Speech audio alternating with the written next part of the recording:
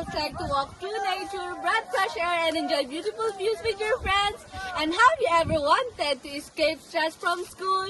If yes, I know, Tara!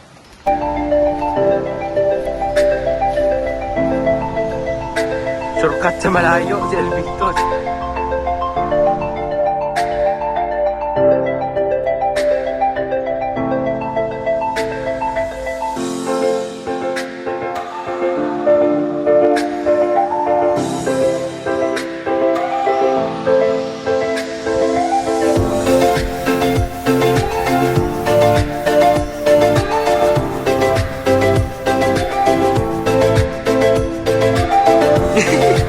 Nagbig.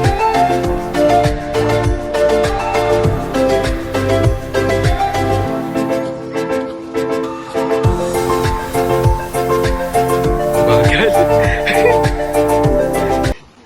Today, we're going on a hiking trip in Numala with our friends. Hiking is an outdoor recreational activity where people walk along the trails, mountains, or forests while enjoying the beauty of nature. And we choose hiking because it is both exciting and relaxing. As we walk along the trail, we get to enjoy the fresh air, beautiful scenery, and peaceful surroundings. And it's also a great way for us to take a break from our daily routines and spend time outdoors. Numala is a great place for hiking because of its natural environment and scenic view. The trail allows us to explore nature, appreciate the surrounding, and experience the calm atmosphere away from busy places.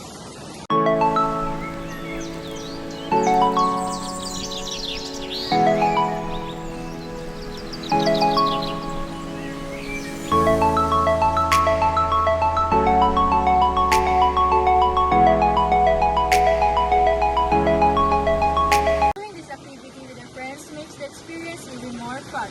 They can talk, laugh, take pictures, and support each other along the hike. It's also a great opportunity for us to strengthen our friendship and create unforgettable memories together. Being enjoyable, hiking has many benefits. It improves physical health because it keeps our bodies active and builds endurance. It also supports mental health by reducing stress and feel happier and more relaxed. At the same time, it reminds us to appreciate and protect nature. Baba kayo. Kaway, kaway. Woo! Woo! Kaway, pugi. Woo! Ayun o. Ayan.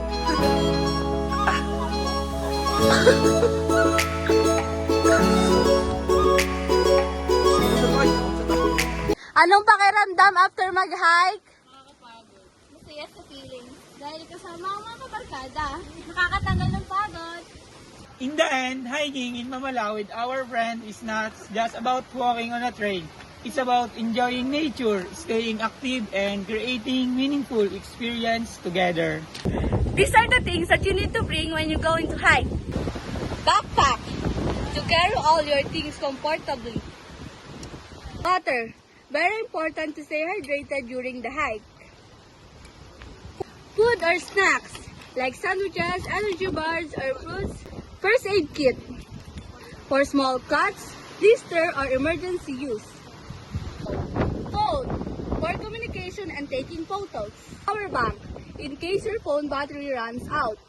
Flashlight or headlamp, useful if it gets dark. Whistle, for emergency signal.